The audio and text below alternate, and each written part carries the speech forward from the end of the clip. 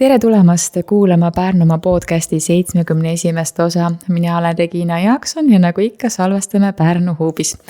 Täna on külas üks vahva noor neiu, kes ise andis märku, et kuule, mul on päris palju ägedaid teemasid, mida võiks jagada ja kui ta põgusalt nendest ka rääkis, et teiste hulgas ka enda koolis esimese moeshow korraldamine on ju, siis ma mõtlesin, et oi, seda peab jagama kindlasti. Tere tulemast, Kristiin Kink. Tere! See julgus, et kuule, meil on nii palju ägedaid asju, mida ma tahaksin jagada, on ju, et kas see julgus on sul kogu aeg olemas olnud või see on kuidagi nagu aega kasvanud?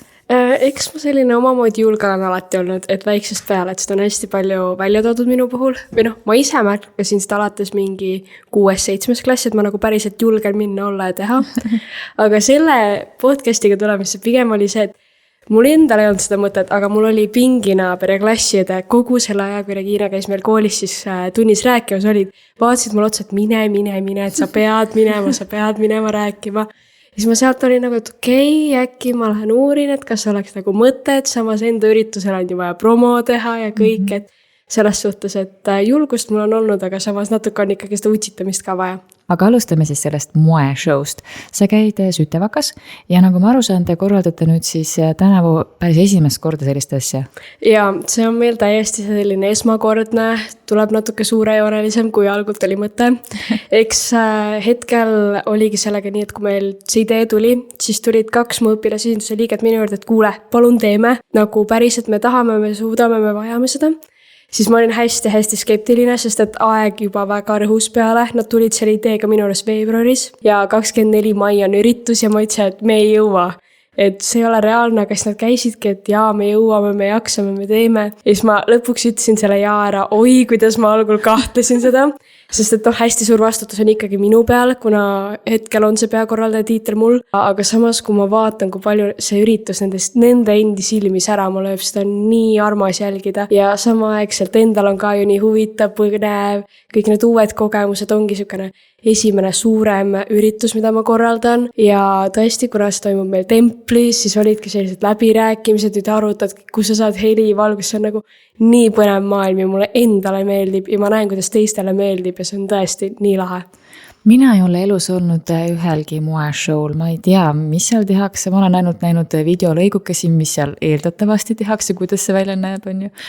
Mismoodi teil selleks see töö hakkas pihta, et kas teil oli enne kellelgi kogemus olemas, teadmine või mismoodi see siis nagu välja nägi see tööprotsess? Ei selles suhtes ma olen täiega sinuga samas paadis, et ma olin ka nagu, et okei, moeshow, mingid ilusad tüdrukud riietes kõnnivad, mis ma tean, on ju. Aga meil on satsis üks, kes teab, kes käib siis Pistel, mis on Eestis üks populaarsemaid. Et tema on seal disainer, ta on vaatamas käinud, et tema teeb natuke rohkem. Ja samaaegselt teised on ka hästi kursis selle maailmaga, ehk siis nemad hästi palju nagu räägivad, kuidas mis olema peaks. Ja siis mina enda selle rohkem korraldusliku taustaga, et ma tean, kuidas asju enam teha, siis mina aitan selle poole pealt. Aga hetkel meil ongi välja mõeldud, kus siis jooksebki see nii-öelda punane vaip, kus meie modellid kõndima hakkavad, kuidas me disainereid nagu välja kuulutame. Algul oli hästi hirmus, et kas meil üldse tuleb mõni disainer, sest et disainerid me tahame enda koolisiseselt, et ikkagi hoida seda Sütevakat kõrgel. Aga kuna me hästi palju rõhumegi selle, et Sütevakal endal on nii lahe kogukond, et me olime suhteliselt kindlad, et me saame täis need disainerid ja praeguseks hetkeks ma võin öelda, et disainereid on ja neid on nagu rohkem, kui me algul arvasime ja lootsime, mis on nagu väga lahe, väga positiivne ja tekitab seda energiat selle üritusega edasi minna. Aga kui küsimuse juurde tagasi tulla, et siis kuidas see kõik alguses ja algul oligi, et istusime maha, jagasime ülesandeid, vaatasime kes kus mis. Mina siis enda natukese kontrollivajadusega võtsin kõiksugused rahaasjad enda peale, et siis minu põhiline fookus hetkel ongi siis kõiksugune finants ja sponsorlus. Ja sealt edasi me jagasimegi ära, et üks, kes tegeleb meie selle kõiksuguse jooksva korraldusega, ehk siis reglement, registreerimine, kõik selline. Eraldi meil on inimesed pandud ka disaineritega suhtlema, et kuidas nad saaksid toetada neid, abistada, kogu aeg olemas olla. ja siis meil on Triss, kes teeb kõike, ta on nagu kõigile abiks, kogu aeg ülitoetav, üliolemas. Pani meile väga laheda žürii kokku, mis on nagu tõesti, ma poleks arvanud, et me nagu selliseid nimesid endale žüriisse saame. Et ma olen väga põnevil, et mis sellest üritusest tuleb. Ja kõik piletid on juba müügis ja need lähevad nagu soojad saiad, nii et palun mõelge selle peale. Alustame siis algusest, kes on disainerid? Disainerid võib ole veel avalikustanud. Aga disainerid on selles suhtes kas siis meie kooli vilistlased, praegused õpilased või üldse nagu meie tingimus oli see, et sa pead olema kooliga seotud. Hetkel meil on tõesti põhiliselt kas praegused õpilased või vilistlased. Kas te siis teadsite, et kellelgi on see taust olemas, vilistastest nagu rääkides, et praegusel kooliperel on väga lihtne infot jagada, plakatid seina ja kogu lugu on ju. Aga kui on vilistlane, et kuidas te nende kohta siis teadsite, et kellelgi on potentsiaali nii-öelda? Ega me otseselt ei teinud seda, et kirjutame neile otse kellelegi, et me ei olnud 100% kindlad, kas meil on kedagi, me nagu aimasime, et loogika järgi peaks ju olema. Aga ei, puhtalt sotsiaalmeedia ja Sütevaka enda kogukond ongi Facebooki grupid, igal pool see info on üleval ja läbi selle see info ka levib ja jõuab nendeni, kes päriselt huvitatud on. Aga modellid? Modellidega meil on see teema, et need on siis iga disaineri enda vastutusala. Et selles suhtes ega me ei viska neid külma vette üksi, et ikkagi kui sa annad meile märku, et oleks abi vaja, tahaks kuidagi abi, siis muidugi me aitame otsida, saadame mingi enda sõprade kontakte, kõik asju. Aga hetkel selle valiku me andsime täielikult disaineritele endale, et valige endale ise, et selles suhtes sinna me ei pannud piirangut, et peab just Sütevakast. Et leia ise endale ja sul on kõige mugavam teha koostööd inimestega, kellega sa päriselt tead ja mugavalt tunned end ehk siis läbi selle, et neil on väike valikuvabadus seekord. Aga kui palju disainereid on? Võistlusel osalevad 5 või 6, ma ei ole nüüd täpselt kindel. Paar tükki on sellised küsimärgi all, aga ikka on. Võistlusel? Võistlusel. Mis see tähendab? Et ikkagi põhifookus on sellele, et saadki näidata enda komplekte, aga eks nad ikka võistlevad ka ja meil on päris karm žürii neid vaatama pandud.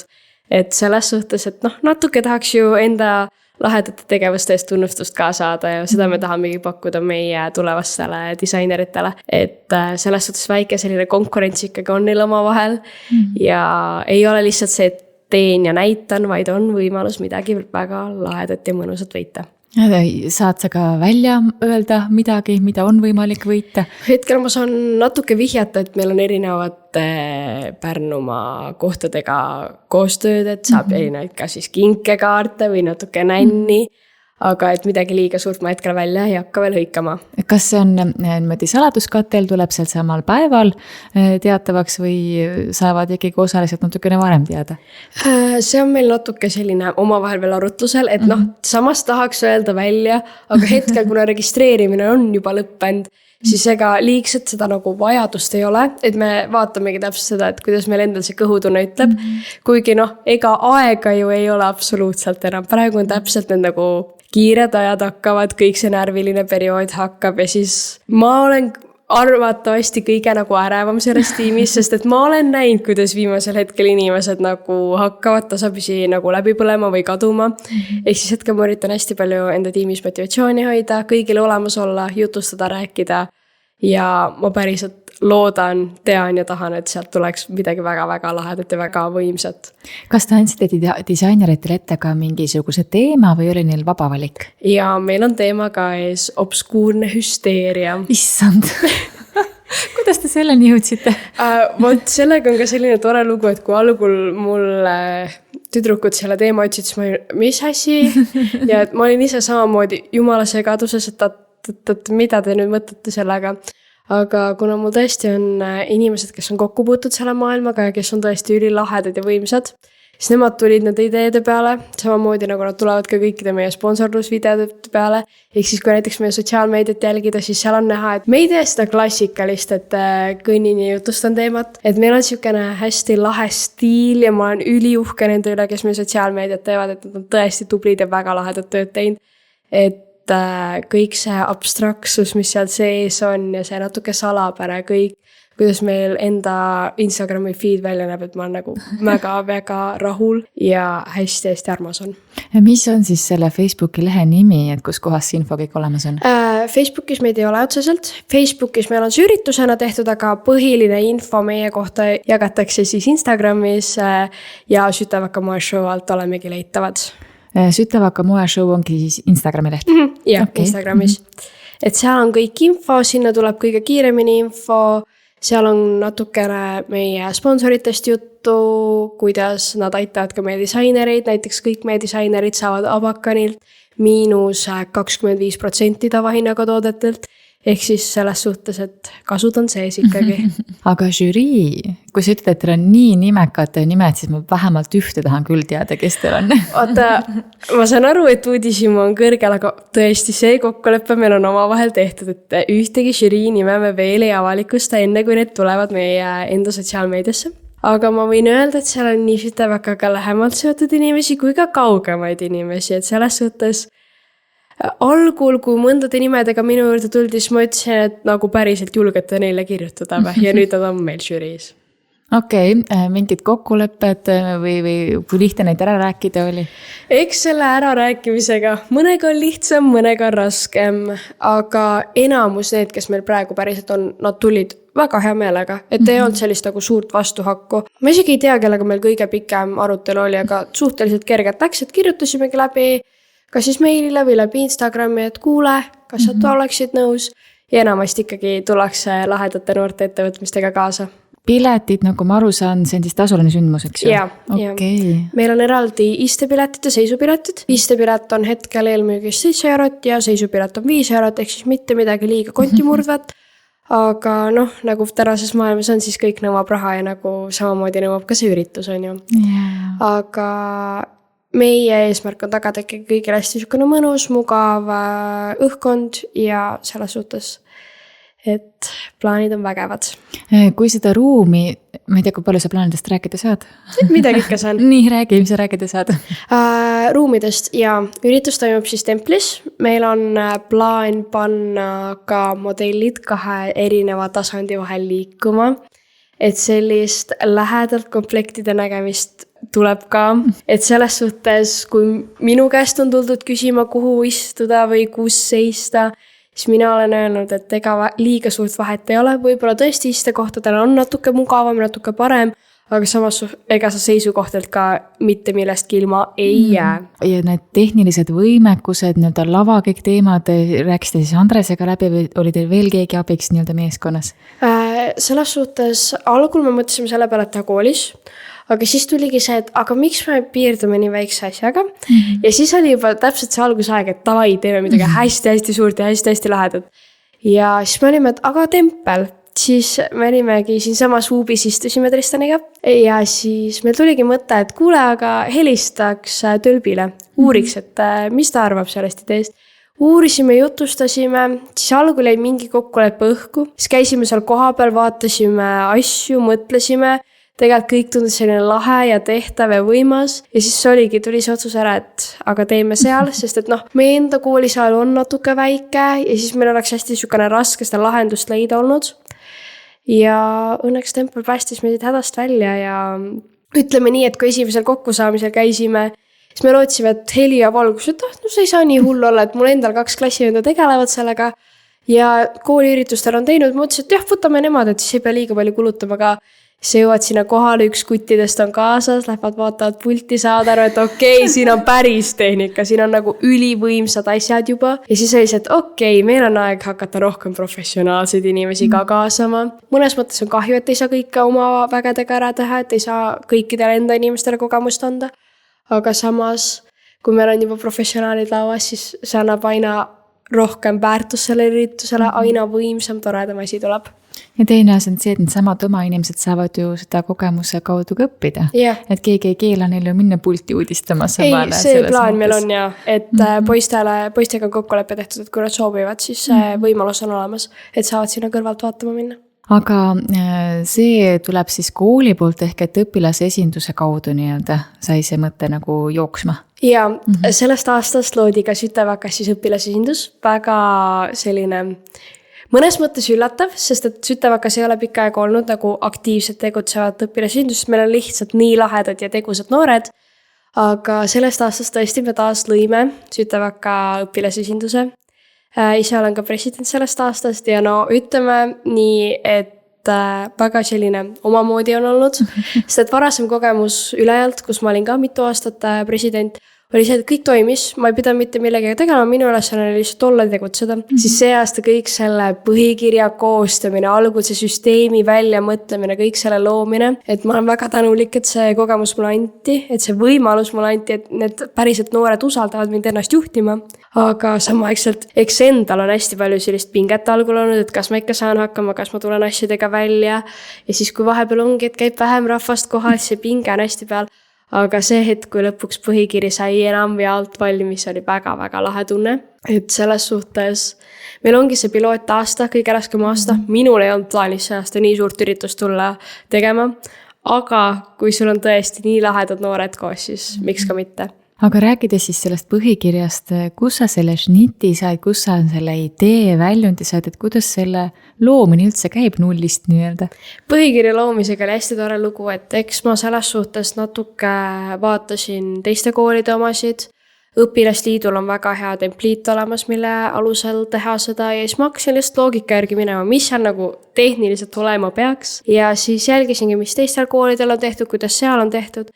Siis oligi nii, et ma ise koostasin põhimõtteliselt selle põhja valmis, viskasin meil gruppi, et vaadake üle, tehke muudatusettepanekuid, siis me tegime esimese kooslugemise, kus olid meil siis direktor ja huvijuht ka kohal.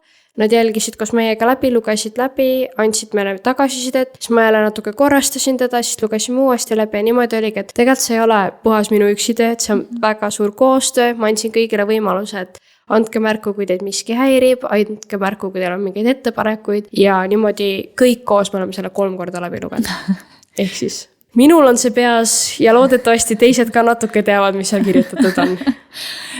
Mis on üldse kirjas õpilasesinduse põhikirjas? Mina pole seda dokumenti üheski koolist niimoodi näinud, et mis sinna üldse siis peab kirja minema nii-öelda? Ei no, eks alguses ongi põhifookus selle peale, et see on üksus ja kooli all ja siis sealt edasi on üldsätted, kuidas kõik toimub, kuidas on, mis need nii-öelda ametikohad on, kes sinna kandideerida saavad, kuidas valitakse liikmed, mis see töökorraldus on, mis on õpilasesinduse liikme kohustused, mis need õigused on, et kõik selline peamine info, mida oleks vaja, et mis oleks nagu fikseeritud. Et ei ole seda, et vahepeal, et enam-vähem nägude järgi valimist, et tema võib tulla, tema mitte ei, et meil on nagu kõik fikseeritud, kuidas igas klassis saavad esindajad, kui palju neid esindajaid on, kuidas neid esindajaid valitakse ja mida need esindajad siis lõppkokkuvõttes ka teevad. No kui on aastaid see süsteem juba toiminud, siis isegi ei teki küsimust, et kui lihtne on kandidaate saada, sest et nagu kas tahab või ei taha, kogu lugu. Aga kui ei ole juba mõnda aega sellist toimivat õpilasesindust olnud, siis kui lihtne oli seda tööd selle nimel teha, et üldse keegi kandideeriks ja tahaks tulla õpilasesinduse liikmeks?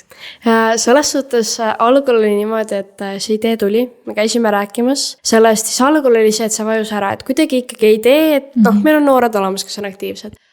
Aga lõppkokkuvõttes ma koos 2 oma klassivennaga, me koostasime selle paberi. Me tegime selle algse nii-öelda plaani või nagu me ise kutsusime siis formula. Tegime selle valmis, sellega läksime siis meie huvijuhi Heidi juurde. Temale näitasime, rääkisime ja tema andis meile esimese rohelise tulukese, et aga minge rääkige.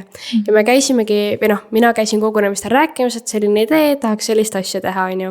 Ja kuna meie tegime, et iga klass valib endale esindajad, siis oligi klassid see õigus, et nad teadsid, et nad saavad saata mingi esindaja meile ja lõppkokkuvõttes kõik klassid peale ühe saatsid need esindajad meile. Põhikoolis siis igast klassist 1 ja gümnaasiumist igast klassist 2. Et need inimesed on meil olemas, need inimesed on koos ja need inimesed on väga tublid.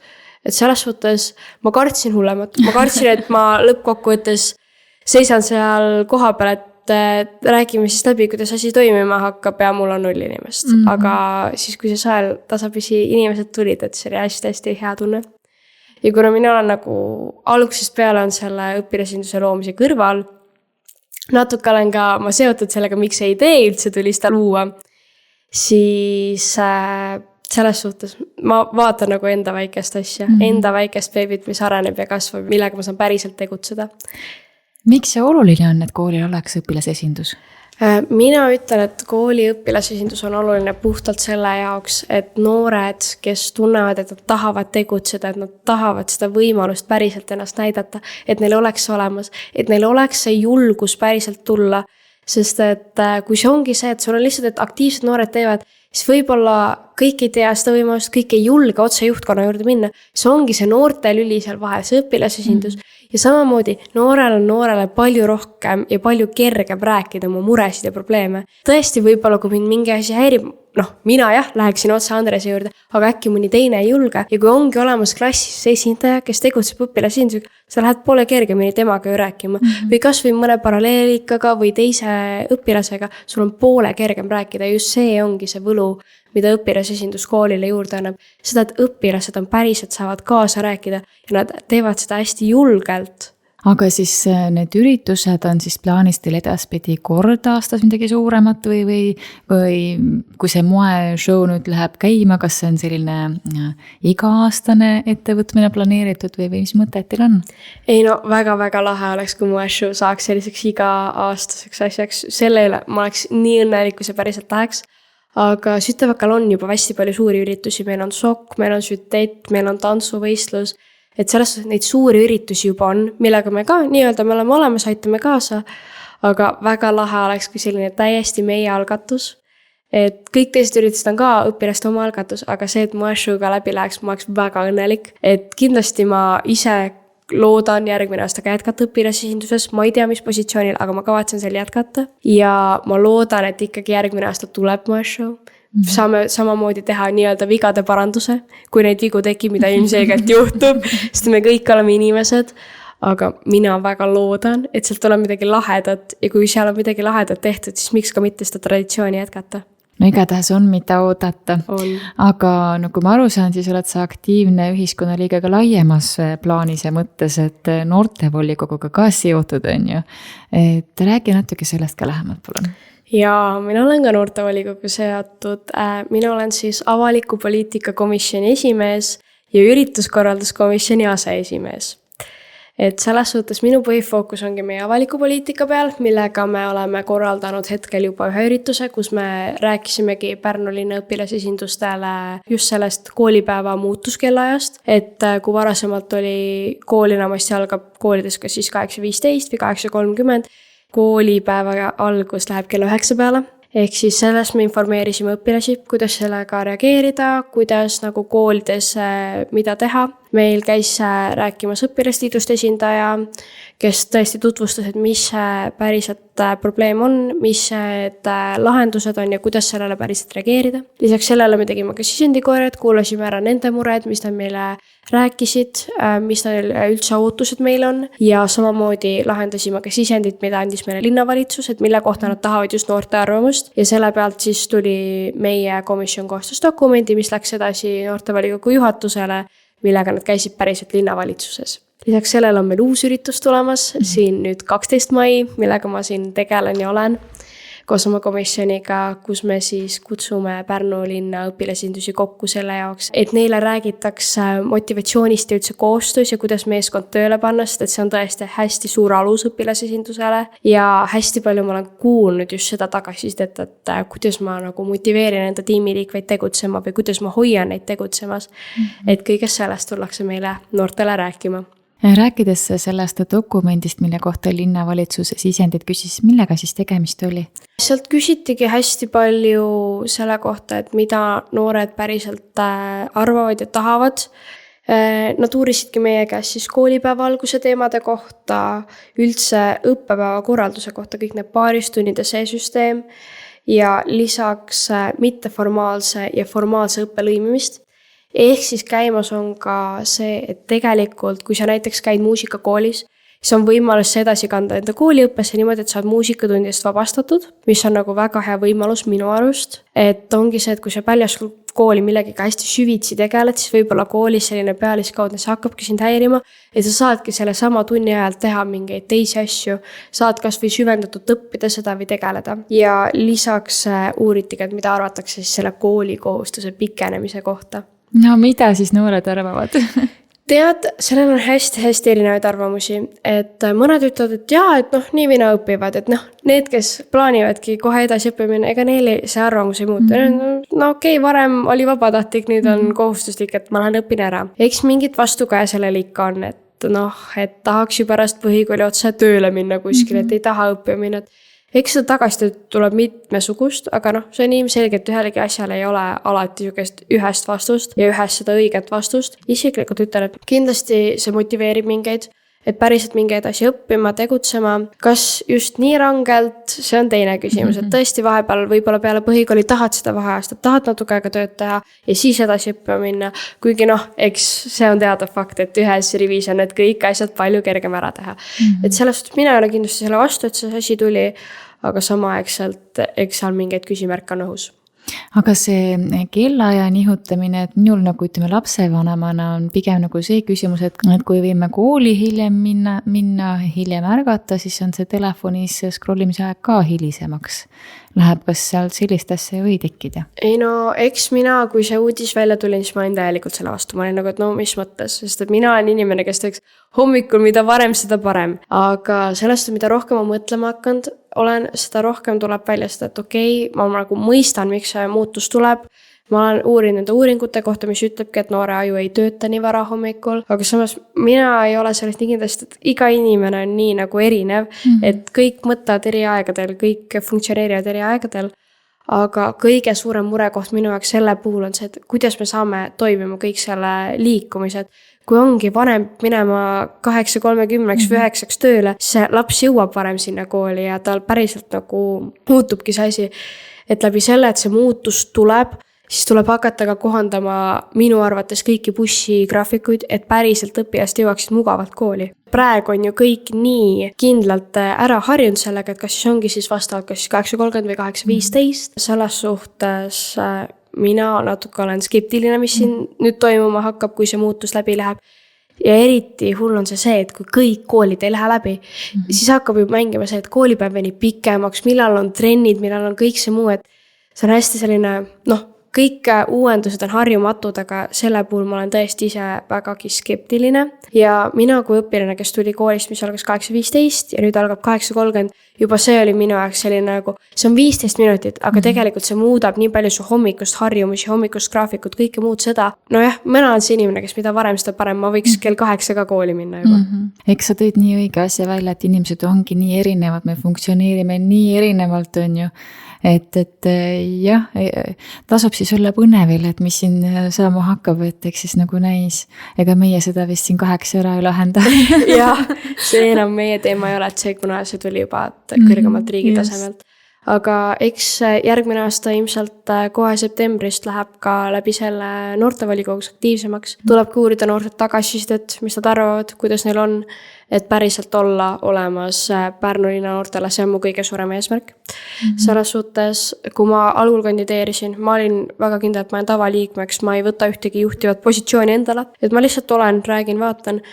Aga kui oli hetk, et öeldi välja, et kandideerime nüüd komisjonidesse, siis ma istun seal, ma mõtlen ja see otsus tuli nii inertsist mul, et ma olin ma tõusen püsti, ma kandideerin siis juhatuse esimeheks ja oligi niimoodi, et kui kõik teised rääkisid endast, siis ma tõusin püsti, et ma olen Kristiin ja mingi kogemus on, et ma olen hästi tubli ja tore ja aga teised kandidaadid on ka kõik hästi tublid ja toredad, et ma olen kõigiga nendega valmis koostööd tegema.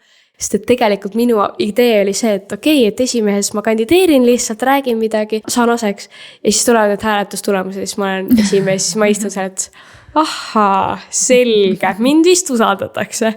Et see oli selline järgmine hästi mõnus tunne, et päriselt mind usaldatakse ja minust nähakse seda, et ma väärin teisi esindama. Et hästi suur au ja uhkuse tunne on. Ja ürituskorralduskomisjoniga oligi see, et algul ma olin tavaliige, aga nüüd asjaolud läksid nii, et ma olengi aseesimees aitanud. Hetkel meil ongi fookus korraldama omal nii-öelda volikogu siseseid üritusi, üritame sellist ühtset koostööd käima panna ja tegelikult vaatame ka suures perspektiivis, et tahaks päriselt Pärnu linna noortele ka midagi korraldada. Mingeid ideid juba on ka luksutatud?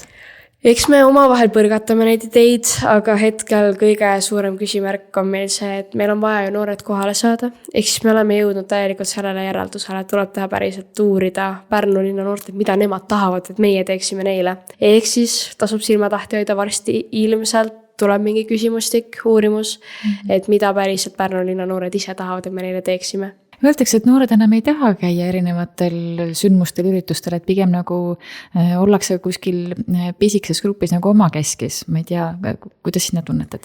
Ja, eks seda on hästi palju viimasel ajal näha, et noored hoiavad rohkem omakeski, hästi palju sõpradega ja seda on tegelikult igal pool märgata, et noorte aktiivsus nagu langeb mõnes mõttes, seda ma olen omas perspektiivist näinud, et kui oligi ajad, kui ma veel olin ülejääl, siis see, kui paljud õpilased tegelikult tahtsid õpilasi, kui suur see huvi oli, versus nagu nüüd, jah, ma olen teises koolis, aga ikkagi ma näen suurt pilti ja see noorte aktiivsus aina langeb. Noored tahavad teha hästi omakeskis asju. Kõik selline kaasalöömine on nende jaoks hästi raske. Nagu hetkel me korraldame ka siin selle eelarvamusfestivali raames on ka noortevolikogude püha arutelu, mis ongi siis linnaruumi teema pealt. Me valisime selle teema just sellepärast, et loodetavasti me saame noori kaasa rääkima, sest meie praegune põhifookus on see, et kuidas päriselt saada noori rääkima. See ei ole teema, mis on nagu ainult minul nagu mõttes ja mures, vaid see tõesti on suur teema, et kuidas saada päriselt noori rääkima. Noored võivad omavahel rääkida ja kurta, aga nad ei tule suurt pilti rääkima. Nad ei avalda oma muresid, nad ei räägi asjadest. Et see on tõesti väga suureks probleemiks kujunemas. Ja samamoodi ka see osalus, väga lahedad asju on toimumas. Samas siin Huubis on väga lahedad üritust noortele, aga neid lihtsalt ei ole. Nad kas siis ei julge või ei viitsi või ei taha. Aga selles suhtes mina tahaks väga palju rohkem näha noortelt aktiivsust. Ja ma loodan kuidagi motiveerida noori või kaasata neid. Samamoodi nagu praegu ongi see moeshow, ma üritan kaasata lõppkokkuvõttes ikkagi kogu oma õpilasesinduse. Kui praegu meil päris tuumik ongi 5 inimest, siis ma tahaks ikkagi seda, et lõppkokkuvõttes kõik need liikmed on muuseas samal päeval olemas. Kõik saavad teha midagi, kõik saavad kogemust. Kui me peatame korraks, kui tahad nagu motiveerida hoopis sellele noorte kaasatusel selles valguses, et mida see sinule annab, kui sa käid mõnel noorte üritusel, ma ei mõtlegi nagu korralduse poolt nii-öelda, vaid kui sa osaled kuskil või kui sa nagu suhtled või sotsialiseerud või mida see sinule annab või kuidas sa tunned, et see sind toetab nii-öelda? Jah, ega ma ise pole ammu niimoodi korralduslikest pooltest väga välja jõudnud, aga nii palju, kui ma olen käinud lihtsalt üritusel, kus on teised noored, siis mina olen hästi suhtlev inimene, mulle meeldib suhelda uute inimestega, ma naudin seda ja puhtalt see, et ma saangi tutvuda uute inimestega, ma saan luua uusi suhteid, ma saan päriselt rääkida inimestega, kellel on erinev arusaam maailmast, erinevad mõttelaadid, kõik saab nii palju juurde. Need kogemused, see koos olemistunne, kus ongi päriselt erinevad noored koos tegutsevad. Samamoodi on nagu koolisised üritused, mis on nagu väljaspool klassi, et sa saadki kogu lennuga kokku, et sa saad kogu kooliga kokku. Kõik need üritused on hästi hea võimalus suhelda, harjuda teiste inimestega päriselt suhtlema, olema. Ja tegelikult see õpetab hästi palju ka iseenda kohta. Kas sinul siis pole muret sellega, et tahaks telefonis scrollida ja mingisugused asju seal kogu aeg vaadata või sul on asi tasakaalus lihtsalt? Ei no, eks seda, et tahaks vahepeal lihtsalt voodis lamada ja päev otsa scrollida kuskil, eks seda ikka on, aga minu jaoks on hästi tihti see, et mul ongi tihtipeale mitu asju korraga käsil ja mina olen avastanud endas selle iseloomujoone, et mida rohkem mul on asju teha, seda rohkem ma saan asju tehtud, seda kiiremini ja kvaliteetsemalt. Sest mina kipun asju edasi lükkama, aga ma ei taha anda endale seda võimalust. Ma tahaks ka päevad otsa voodist lamada ja lihtsalt scrollida, aga ma ei anna endale seda võimalust, ma tean, et mul on asju vaja teha. Ma olen hästi mõistnud seda, mida rohkem ma veedan aega telefonis, mida rohkem ma scrollin, mida rohkem ma saan seda kiiret dopamiini, seda tegelikult mentaalne seis aina rohkem halveneb ja muutub selliseks ebameeldivamaks. Vahepeal on ikka selliseid nädalaid, kui sa vaatad, et telefonis oldud aega on seal 7 tundi, 8 tundi, siis minust tekib täieliks, et mis mõttes see ei ole okei, et mingi mine katsu muru, Kristiin. See ei ole see, mis sa elada tahad, et sa nagu, kuna mul on hästi perspektiivis, ma tahan jõuda päris elus kuskile, ma tahan teha asju. Selleks on vaja kogemusi, mitte seda, et ma istun kodus telefonis. Muidugi see on kergem haarata selle telefoni järgi, aga vahepeal tuleb nagu ennast distsiplineerida ja öelda, et ei, praegu sa teed seda. Sa kirjutad seda kirjandit, sa loed seda raamatut, sa õpid, mitte ei ole see, et haarad kohe telefoni järgi. Jah, sa loed seda Hemingway'd. Jah, täpselt nagu täna, et ma loen seda Hemingway'd. aga kui palju on sinu elus aidanud mingil hetkel või praegugi, ma ei tea, näiteks sport maandada mingisuguseid koolipingeid või lihtsalt selliseid igapäeva elu tegemisi? Ja sport on olnud väga-väga suur osa mu elust ja sport on nagu väga südames mul, väga tähtis mulle, sest et mida pingelisemad ajad mul on, seda rohkem ma teen trenni. Trenn on see aeg, kus ma päriselt saan lülitada oma mõtte välja. Üldjuhul ma ei võta telefoni kaasa. Ma olengi, seal on mina, vastavalt siis kas jõusaal või jooksutreening praegusel ajal. Et seal olengi ainult mina ja mu trenn. Et ma ei keskendu üldse mitte millelegi muule. Sest et see ongi see aeg, kus ma rahulikult olen, teen oma asju, pluss see aitab hästi aju puhtaks saada. Nagu ongi see, et lülitad korraks välja ennast, ei mõtle selle peale, et homme on 5 kontrolltööd ja 3 projekti vaja esitada, on ju. Ma mõtlen, et kuidas sa saad üldse jõusaali minna niimoodi, et telefoni pole kaasas, kes see pilti teeb siis? Ega see pildistamine ju kõige olulisem asi ei ole, et selles suhtes aeg-ajalt tuleb seda ka teha, aga seda tuleb õigetes kohtades ja õigetel aegadel teha, et eks ta on mul olemas, sest et muusikat ma tahan ikka kuulata, aga sellised töösõnumid ma vaigistan kohe kindlasti ära, et inimesed teavad, et on mingid ajad, kus ma tõesti ei vasta. Aga sul on ka päris pikalt tausta käsipalliga, et nii palju aastaid, kui sa sellega seotud olid, ma isegi ei kujuta ette, mis tunne oli see otsus vastu võtta, et praegu nüüd aitab, on ju? Ja ma mängisin 8 aastat, 9 aastat sealkandis ja oi, kui raske see otsus oli. Mul oligi niimoodi, et 9. klassi algul, keset mängu ma võtsin jalaluu. Algul, oi, kui raske oli. Ainus mõte mu peas oli see, et ma tahan tagasi, ma vajan tagasi. Ja see oli minu jaoks kõige mentaalsem raskem aeg, sest ma olingi trennist eemal. Ja see oli see hetk, kui palju ma mõistsin, kui palju sport mulle päriselt tähendab, kui palju see ala mulle päriselt tähendab, kui palju mu tiim mulle tähendab. Ja lõppkokkuvõttes, kui ma saingi 9. klassi kevadel uuesti mängima, siis ma sain aru, et mu keha on nii katki. Mul on nii palju vigastusi, mul on kehalised eripärad ja ma sain aru, et aga ma ei saa seda enam teha. Et mul on nagu nii valus ja see ei ole okei, kui ma kogu aeg olen vigastatud ja ei saa normaalselt funktsioneerida. Ja kui ma siis koos gümnaasiumiga selle otsuse vastu võtsin, et kõik, et minu jaoks aitab, et ma ei mängi rohkem, see oli nii raske. See aeg, algul ei möödunud nagu päevigi. Mul ei möödunud nädalaid ilma selleta, et ma mõtleks, et davai, ma lähen tagasi. Ma tahan tagasi, ma vajan tagasi. Eks see läheb kergemaks, aga see mõte ei kao mitte kunagi. Sest et kui see olengi väike 2. klassi Kristiin, kes lõpuks sinna trenni jõudis, kes oli seal, kes kogu oma tiimi poolt oli omaks võetud. Kui ma algul läksin, siis ma mängisin endast 2 aastat vanemate tüdrukutega. Nad olid kõik mu suured eeskujud, kui väga ma jälgisin neid, vaatasin igat nende sammu ja see, mis lahepunt meil vahepeal koos oli, see on nii mega ja need, mis sõprussuhteid annab sulle, sport on täiesti ebareaalne. Mul on endiselt mu üks lähedasemaid sõbrannasid on mul läbi käsipalli saadud, keda ma päriselt usaldan, kellega me räägime kõigest ja see ongi see sport, mis päriselt annab sulle nii palju, kõik see meeskonnatöö, distsipliin ja see, kui palju ma tegelikult enda kunagiselt treenerilt õppinud olen, see, kui palju ma olen läbi teiste õppinud, et see on nagu, mina ei tea, mis oleks minuks saanud, kui ma poleks päriselt leidnud käsipalli enda jaoks. Sa tõid nii õige asja välja, et ta õpetab inimesena nii tohutult palju ja mida nooremana ikkagi spordiga tegelema hakkab, ei peagi olema kohe spetsialiseerumine, aga lihtsalt nagu spordiga tegelema hakkab, seda kauem nagu hoiab ka ennast selle spordi sees nii-öelda. Ja selle võrra lihtsam on ka teha koolitööd, igasugu muid asjust, et see ongi see nagu pinge maandamiskoht vahepeal. Ja seda ma kindlasti olen hästi palju tundnud, et kui ongi koolis mingi stressi rohkem aeg, siis ongi see kõik trenn aitab üli palju leevendada.